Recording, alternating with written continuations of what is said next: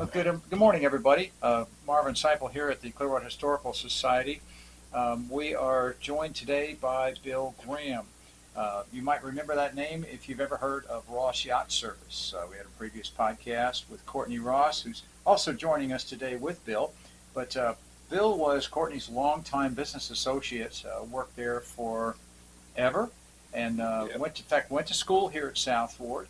So welcome, good to have you with us today, Bill. If you will, kind of start at the beginning when you came to Clearwater, whether it was by birth, car, or train, where you went to school, and how did you end up being associated with Ross Yacht Service? All right. The family moved here in 1947. We're from Canton, Ohio. We moved to Dunedin. My father built a house in Dunedin, and my uncle was supposed to help him. He helped my uncle finish his house. My uncle did not come over and help us finish ours. Anyway, he got it finished, and we lived there 3 or 4 or 5 years. Then we moved to South Clearwater, Trailer City, right at Largo Clearwater line. My mom and papa got divorced at that point. I went with my father, my sister went with my mother. Wasn't there a drive-in theater there at one time? Exactly. We were, and Trailer City was a trailer park. Right. And we had the rights to go behind the fence at the theater, and we could watch it. They had a speaker out there for us, so we could watch the movies for free. That was pretty neat. Go ahead, sorry. But when we lived in Dunedin,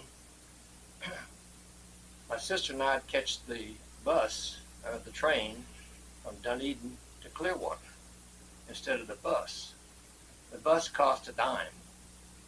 The train cost 9 cents. So we could get a piece of bubble gum and get on the train. My mother worked at the Woolworth. We'd have lunch there and go to the Ritz Theater. Then we'd go back. So that was a few years ago, you know? Yeah. But anyway, you see, how did we meet Courtney? I was working on a boat called Match the Fourth. It was a 65-foot Chris Craft. And I was mate on it, and after work, Courtney asked me if I could help him sand the boat so he could varnish it. So that's how we met. That was the first recollection I had of him. Approximately when was that? Doggies. 59, 60. Okay. Now you went to school here at Southward as well, correct? Yes. Okay. Yeah. We lived at Trailer City down there. Okay. When we went here. Did you ride a bus or did you walk? Walk. Okay. Repeat that for everybody that has to get dropped off at their house today. You walked from basically Bel Air Road and Clearwater Largo Road. Yes. To Southward. Yes. Every day. Every day. Uphill, both ways in the snow. No, not in the snow. We didn't have any snow, thank God. And so you met Courtney as you were helping sand the boat. Yes. Okay. And then I went to work right before that. I see you have a picture of that bank down there by the church. Mm-hmm. Which bank was that? Do you recall? Is that the Bank of Clearwater? Maybe the bank is northeast of the church. First National Bank. First National or Fortune? First Federal? That was First National, because I still got a check from there. And I helped construction of that building. And if you get on the west side of that building and down the street a half a block to the south, you can notice the building is leaning to the west. And you wouldn't know that if you didn't Really? know it. But Now, is that the building where Tom Cruise has a condo on top? That's on the I don't know. northeast corner of Osceola in This Cleveland? corner. That's correct. Okay. That was the First National Bank. Yep. That thing has a little lean to it, but it doesn't seem to affect it. Kind of like the leaning tower in Pisa. It doesn't Okay. affect it. Interesting. But it wasn't right. But we got away with it. Oh, well. But Court he was in a pickup truck when we first started with him. And we'd go from the yacht club to the city marina, and wherever the boats were, I worked on the boats in the backyard. And from there, he got a bigger pickup truck. Then he got a step van. Then we were fortunate enough to get into Ross Yacht. We rented the back, well, Courtney rented the back of the building. What's those people's name, Courtney? That had the front of the building? Oh, They had They a had a Trojan deal. dealership. they had a Trojan boat dealership. Yeah. And kind of one mistake they made was they had us service all their boats. And they did none of that themselves. If anything went wrong with them, we fixed. Of course, we charged them. But they didn't make it after a while. They just kind of went out. They weren't very nice people. Yeah, they weren't very nice people to start with. So you then inherited the entire facility, the entire property. Help with some of our customers. Yeah. Neither one of us came from wealthy families. Right. So it was basically, am I understanding correctly, privately financed John With- Hayward, he was with the main, wasn't he? Yeah, customers/investors. yeah, we had a couple Yeah. of them. Chuck Harris was one of the part of the corporation. Interesting. So obviously, We didn't have anything. All we had what you were the craft. Two We had hands what we and could do with are our willing to work. Right, you were the craft. That's interesting because obviously your customers and the people of Clearwater that knew and used used Ross Yacht Service knew of the quality of your work and wanted to see you continue to literally put their money where their mouth is, kind of thing. So, and that was in the mid '60s. Yeah, 65, Yeah. I think. Okay. When we first became a corporation was 65. 65. I believe. I don't know. I think I got married in 61 or 62 and was working on the truck then. So somewhere in the mid '60s, Ross Yacht Service, as we knew it at the time, that's when the real story began with the location there, and you guys then had worked. I think for a while, after we'd been working together, I think that's when I told you I was going to go away for a year and a half. Oh, yeah. Courtney was in the reserves, and was that the Berlin crisis? In crisis. He got called up for that. So he went away for a year. And when he came back, I just continued on doing people's varnish work, whatever. And he says, well, you want to go back together? Yeah, I guess. I was making this much money. Now I'm making this much money again. It's hard to do. I eat mullet and beans a lot. But we got going. And now we couldn't even afford mullet and beans. Exactly, unless you catch them yourself. And I don't know about the beans. Yeah. So as you grew over the years, and what was your specific craft at Ross Yacht Service? I don't know if I had one. I did a little bit of everything. Didn't do any mechanical, painting, fiberglassing, varnishing, So, changing all props and shafts. perfection.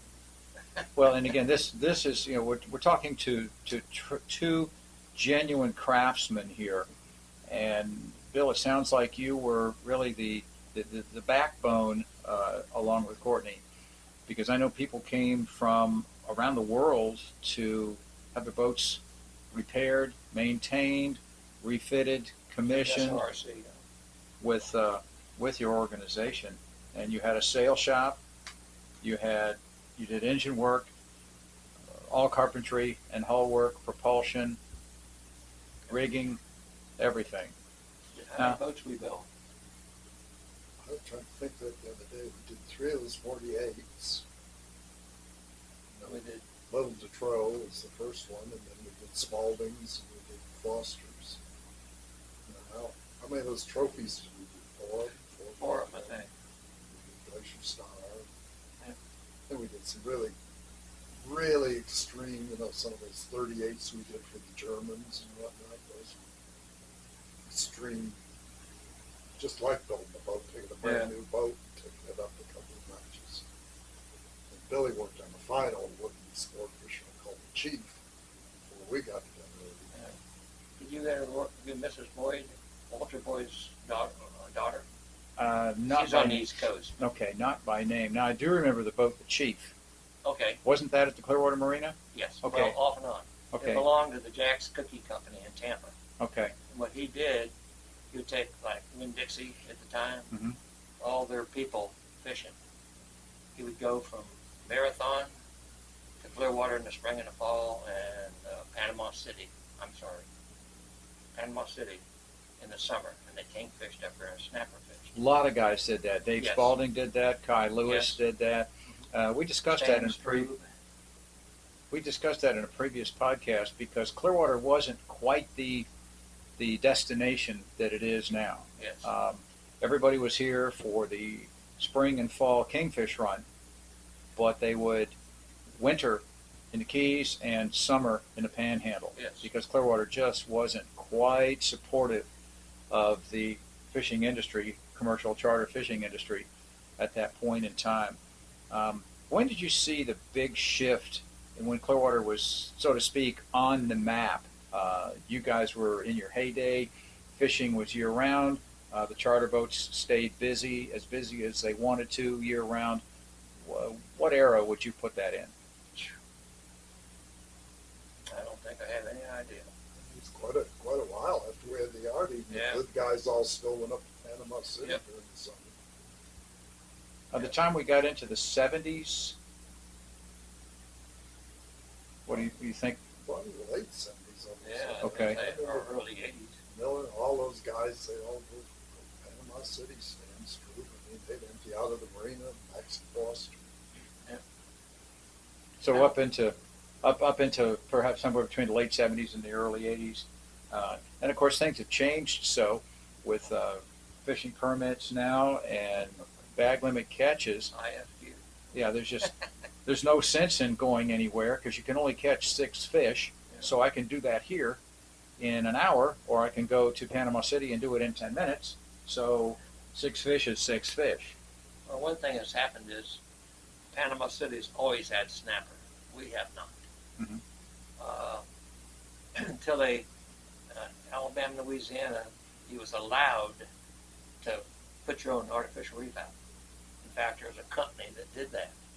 They put the reef out, they give you the number where it's at, and if you found anybody on your number, they'd come back and move it. But what happened was there were so many of those reefs that the red snapper just flourished. Mhm. Well, there were so many of them, they didn't have nothing to eat. They moved south. They started running the grouper off. But now we got red snapper we never used to have here. Mhm. But we don't have near as many grouper. Right. Of course, red tides has had a lot to do with that. Sure. But So a lot of it's changed over the years, and then some of it's the same, as we were just discussing when you guys were throwing in with Bob Ress and Wally Erickson, what fishing was then, what it is now, and the technology. You guys started out in a wooden boat era, and when did you see the transition, things starting to go to composites, fiberglass, those kinds of when was differences? Halfpenny? When was that? She was just sitting right. She was the first fiberglass boat I've known around here. She had built in Yeah, Sweden or someplace. yeah. Neat boat, but they put the gel coat on so thick, which they thought they had to do, I Thought guess, that at was that the time, right thing. and it all cracked. And what era was that? That was 70s. early 70s, wasn't it? Because it did the City Marine at that time. First fiberglass I ever saw was a Robbie and I fiberglass Happy Days forward deck. Yeah. Too When bad was- he ain't around. He could tell you the story. And when was that roughly? Is it still the yacht club? I was in high school. Oh, maybe I didn't know that when he was in high school. I went to Largo. He went to Clearwater. The old rivalry. Yeah. He would all meet at what was that place called? Right across the trail to say that milkshake place. Oh, Thomas, Knowles. No, that's Noel's Pottery. That's Yeah, next door. there was a Knowles Steiner there too. I think we've got a sign. Wasn't it called a milk bar or something? Yeah, the milk. It bar. was south. Yeah, it was south of that a little bit across the Yeah. street. So growing up in Clearwater, Dunedin, just in this area in general, you mentioned you lived. That was probably a mile and a half, 2 miles south of Southward. Yes. So you walked to school, rode your bike. What was Clearwater like at that point in time compared to what it's become? Kind of contrast that as you grew up in Clearwater. Well, I guess today you couldn't have your children walk to school. I mean, I think there's a lot of things like I know there's in Tarpon and probably in Clearwater where things happen and that doesn't get reported. But anyway, I think life then was a whole lot better. I'm glad we grew up when we did instead of growing up now. There's just too many things in life. When the city marina, my mother worked at the Big Trail Inn. Mm-hmm. You crossed the causeway, there was a bar right there, Big Trail Inn, and there's 4, 5, 6 slips at the back of it, which is now the city marina. Nick Lopez, he kept his boat there, and they built the marina, and right on the south side of the east end of the marina building, which is there now, Mm-hmm. the people used to, charter boat guys would have to throw out their anchor, back in and tie to the dock. There's no pilings. There's a fellow named Pitts, what's the name of the boat in a minute, and he back in there one day. I was just a kid, and I was sitting on the chair there waiting to see the fish I loved. He backed in there, and it didn't quite judge it right. Heard a car rack. He ties her up, looks over the stern, and says, "Well, I kind of bent it, didn't I?" We had a lot of neat characters back then. Yeah, the waterfront was a whole different animal then, and it was and to a degree, it still is a lifestyle. Yes. I refer to those of us in a like lifestyle as old school wharf rats, and Yeah, I've been called that before. a very respectful term. And so as you saw the marina grow, at what point did tourism really become evident in the area? Well, I guess maybe a lot of people do, but when I was a kid, I had no idea. I didn't think about that, the change. Sure. On the west side of the old bridge, the second bridge over on the old causeway, there was a dock there called Lee's Dock, and the Buckeye the Third. That was on the north side. That was on the north side. Okay, He had the Buckeye there. I remember that. That's where I had my little outboard. I'd go trout fishing with him. I'd go trout fishing, and he told me to be back at noon. I'd sell him my trout. Be back at noon. And all summer long, I'd go back there at noon, and he had a fresh smoked mullet and a Pepsi for me. That was my lunch. But talking about when it started booming, I just, I guess when you're growing up with it, you don't think about it. Sure. Excuse me. Yeah. Get that thing. Stop that. That's okay. We can edit stuff like Okay. that out. So. But I used to do a lot of trout fishing there. And before they pumped up Island Estates, there was 2 little slots in there on the north side of the causeway. Before you get to that bridge, Mm-hmm. get some beautiful trout in the wintertime. Big Now, trout. There was an old hermit that lived up there. Yes. In fact, 3-fingered jack. That's what we Wally. called him. Okay, Wally was telling us about. It may have been the same. Lived on a houseboat. Yes. Okay, and before they started the dredging work, Wally was kind enough to tow him up to, where was it? He said he towed it to Ozona, someplace up there, and he said, and the old fellow lived on his houseboat there till old age finally took him out of the game. Yeah. That was an era when everybody helped everybody, and everyone we've spoken to on the waterfront here remembers that old fella, the hermit on the island. Yep. Some knew his name, some didn't. I guess a lot of kids spent a lot of hours over there chatting with him. So many things were learned by listening to these seemingly nondescript people that no one knew about. And so the fishing was a little better then with all those mangrove islands than it is now, you think? Tremendous. There was a time when you could, when the mullet were full of roe, you could literally walk across the school of mullet. They weren't that thick when I was growing up. There was a couple old fellas. I lived at Wyatt Street, Mhm. and there's a little store there, and we rented the apartment above it. And there's 2 old fellas, Parker and Val Boone. One of them lived just down the street on Wyatt Street. The other lived in Largo. He had groves. And they'd go mullet fishing every morning. Cane poles with a wire line and a snatch hook. So he'd, most of the time, drive me in the morning when they'd go by at sunup to the marina, where I had my boat at Lee's Dock. And then he'd drive me home at night. They'd come back and fish in the afternoon. It was kind of neat when they'd sometime bring those big old heavy Burma cane poles up with a mullet on them, and they'd hit a car as it went by. The windshield. That's But anyway. that's where the mullet toss originated. It sounds like so.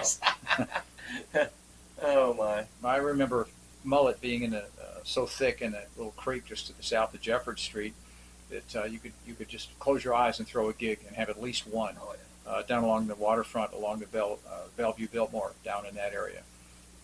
Up in Stevenson's Creek, they would come up and they would just, you could see from shoreline to shoreline, the water just boiling, just solid with the mullet, which of course led to the gillnet ban.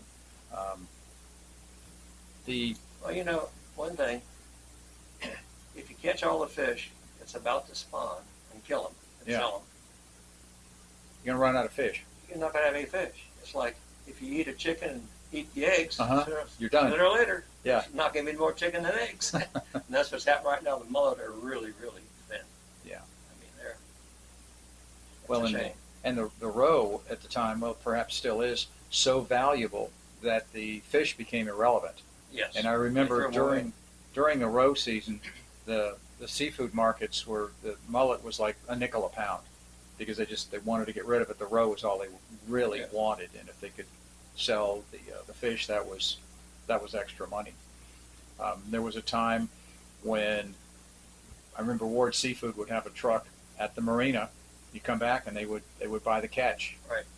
from either the charter boat guys or even the head boats. I remember as a kid, I made making $20 a weekend.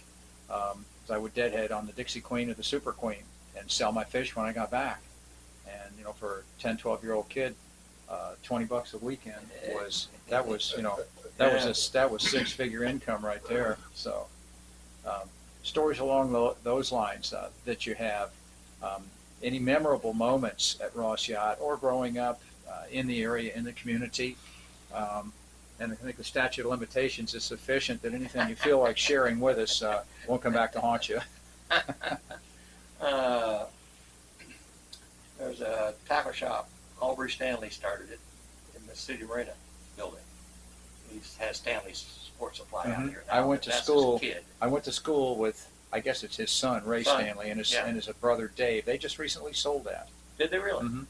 I got you. I think Dave's staying on. I think Ray retired. Aubrey Stanley, which was my father, Mhm. he had a brother Jake, and he talked me into taking Jake fishing. In the wintertime, Jake would come down. Okay, so we fished and we caught trout and whatever. One morning he says, "Hey, what do you know about stone crabs?" I said, "Well, we go around that little island or that flat just south of the causeway, which is Bird Island now. We've got a bird sanctuary there now, and we can hook some out." Okay, let's go. Well, we went there, and we got maybe half a dozen. I said, well, let's go to the south side, way on south, which is right off of where the south end of the bridge is right now. Mhm. And he was sitting on the bow of my boat, and I was running it too fast, I guess. And we ran aground. He just poured himself a cup of coffee. He did a complete flip and landed in the water, looking right at the bow of the boat. Of course, you ran around. The boat wasn't going to place. He was madder than old red hen. Boy, was he mad. So he got up, and he got to looking around. He says, "My God, look at the crabs! Look at the crabs!" And a winter northern went through, and those crabs walked in the pass, and they were just walking right to you. Hundreds Wow. of A stone them. crab. I sold to Ward Seafood 147 pounds of claws that morning. Wow. I was rich. I'm curious. What year was that roughly? Oh, Jesus. 58 or 59. Okay. And Something like that. what did you get for that 147 pounds of stone crab I claws? think they're at 40 cents a pound. 40 cents a pound. 35 or 40 cents a pound. And about the best you're going to find them for now is about $20 a pound. How much? So about $20 a pound. I get them from a guy and he sells them to me wholesale. It's $22 a pound. Yeah. So, Little inflation there. a little bit. But again, like you said, at the time, 40 cents a pound, that was like $40,000. That was, I thought I died and went to heaven. and we were kids having fun, Exactly. and it was getting paid for something you enjoyed, You enjoyed which it. I kind of think sort of comes back full circle to the careers that we choose, especially on the waterfront. Absolutely. You come back to a job that you like. The old saying, once you find a job you like, you never work another day in your life.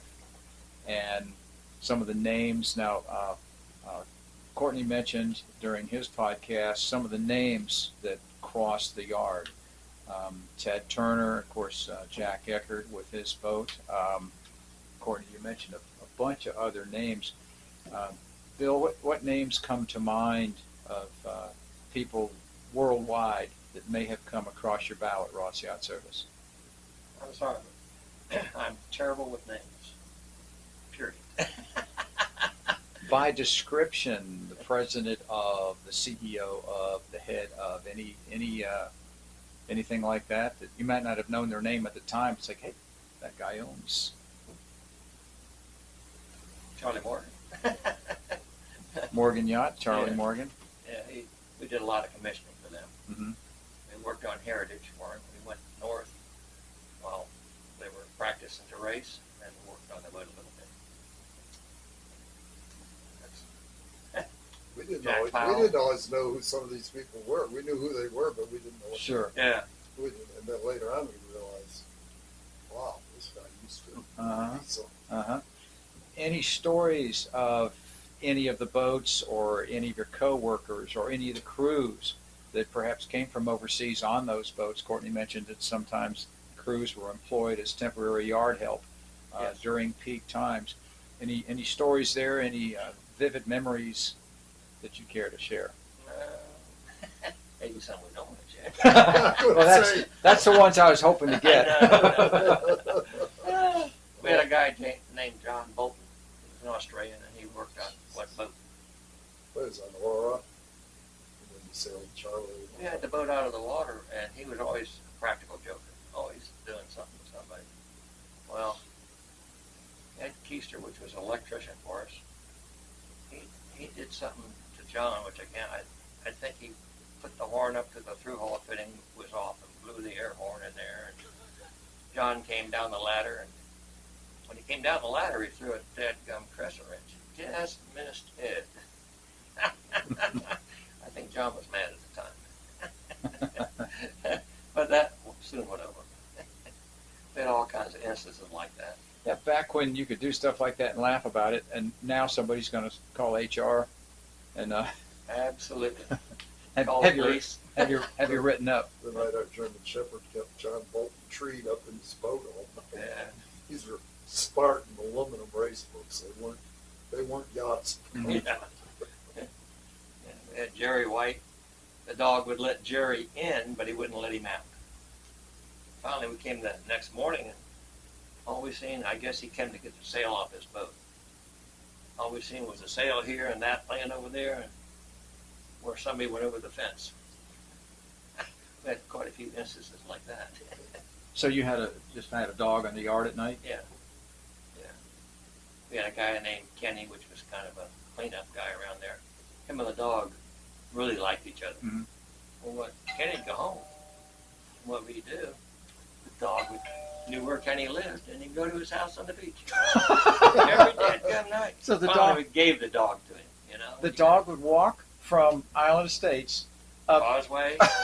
Kenny a lot of times had a motor scooter. Mhm. And he'd get that dog with a helmet on behind him riding on the motor scooter. He did that, before we realized what was going on.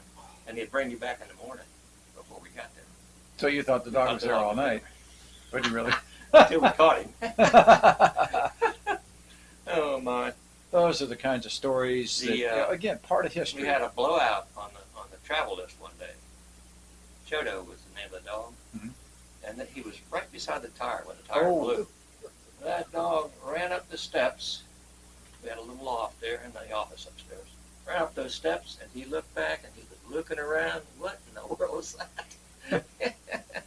He didn't live by the travel lift no more. I guess not. Oh my. What was the capacity of that lift? I know that was one of the bigger ones in the area. That's only 40 ton, wasn't it? 35 ton. 35 ton. Our first one was 25 ton, and everybody in town said, "Why didn't you all get something? We're never going to be boats that big in Clearwater." And how many years later did you up it to the 35? Well, it wasn't- Even the 35, we had a couple boats that would take ice bags and put on hydraulic lines Mhm. to keep it cool because the boat was just a little too heavy. Wow. Keep the oil cool, and it did better. And it really, in reality, that what was that 50-some gallon oil tank? We didn't cool much going through those lines. Yeah. But it made you feel good. well, made some us of these feel boats were safe. such deep draft, we'd get them all the way up as high as we could get them right against our beams. And we'd come over the cement and have about that much between the bottom of the keel and the cement. Wow. What did some of those boats draw back in the day? One of them was 9 feet. Wow. That was probably difficult to get back up there. It was a high tide and late night. Yeah, a lot of late nights on northers. Just Mhm. before the norther came through, midnight, 1 o'clock, you'd have to take them around out in the States to the city marina. One boat, we left the mast out of her and ran around to the little bridge. Okay. The new bridge was there, the 2nd Mhm. bridge going to the marina. And that was just a pier. We got Rogers Brothers come out there at midnight and re-step the mast. We'd run the boat through the little bridge because we had water. We didn't have water going around Right. back. So they stepped the mast tied between the cutoff of the bridge, the old bridge, then took it to the marina, I think which that was right was, there. I think that was because Mr. Erickson wouldn't break his dredge line out on the back of the Island Estates. This is a brand new boat. Just then Charlie Morgan designed it, and it was going to be his greatest. We had it all rigged, had a launching party and everything, and we found out Couldn't get it we out. couldn't get it out. So Billy and I came up with this idea: we'll take the mast out, we'll just go under the bridge, Reset it. get Erickson, we'll reset it. It worked. And Charlie wanted to know how we did that next day. He just said it was right under the mirrors. Yeah. Now the Rogers you're talking about is a Rogers crane service, right? Yes, Rogers Brothers cranes. Right. That was the only crane around at the time, wasn't it? Oh yeah, and those guys are great. Yeah, they were really good. Yes, careful. In the classroom. In the classroom, teacher had a dadgum fit, but you know, that's one of those things that happens. Did you know anything about a Wayne Markham? Not Wayne by Markham. not by He name. was born and raised here. He went to Northwood School, Okay. and I didn't meet him until I think after I graduated from Florida. But he was always been on the waterfront. He worked for Nick Lopez, which ran a charter boat out of the city marina forever. The original one was the Swan behind the big trail inn. That's where my mom worked. Mhm. And then he got a Bristol, bought a Bristol, had one built, which David Spalding owned after that. But he worked for Nick Lopez for 25 or more years as a mate. Okay. And he bought one of Nick's boats and ran it for himself. Now he's in a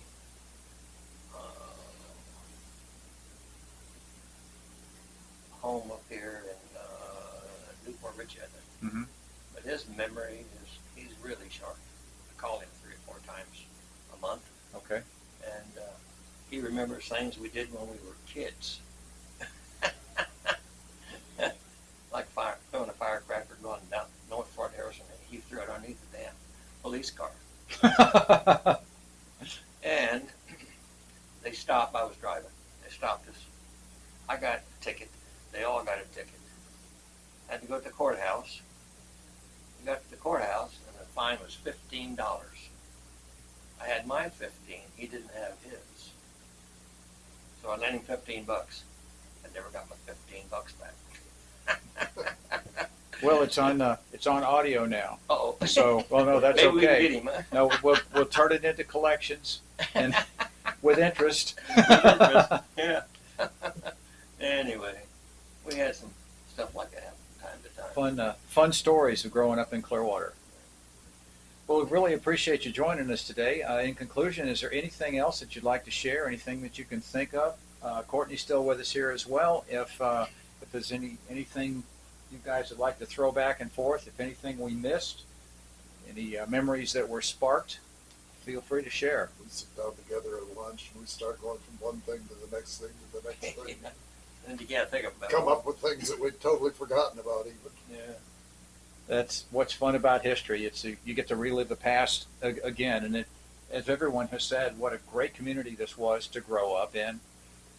Back when, if you really did something really bad, it wasn't all that bad by today's standards, and the cops would either drive you home or tell you not to do it again. And in school, you got your punishment, and mom and dad better hear about it from you when you got home before they heard about it from the school. And here we are a couple of years later, reliving history. There you go. Well, guys, thanks for joining us today. Again, Marvin Seipel here with Bill Graham of Ross Yacht Service, as well as Courtney Ross. And we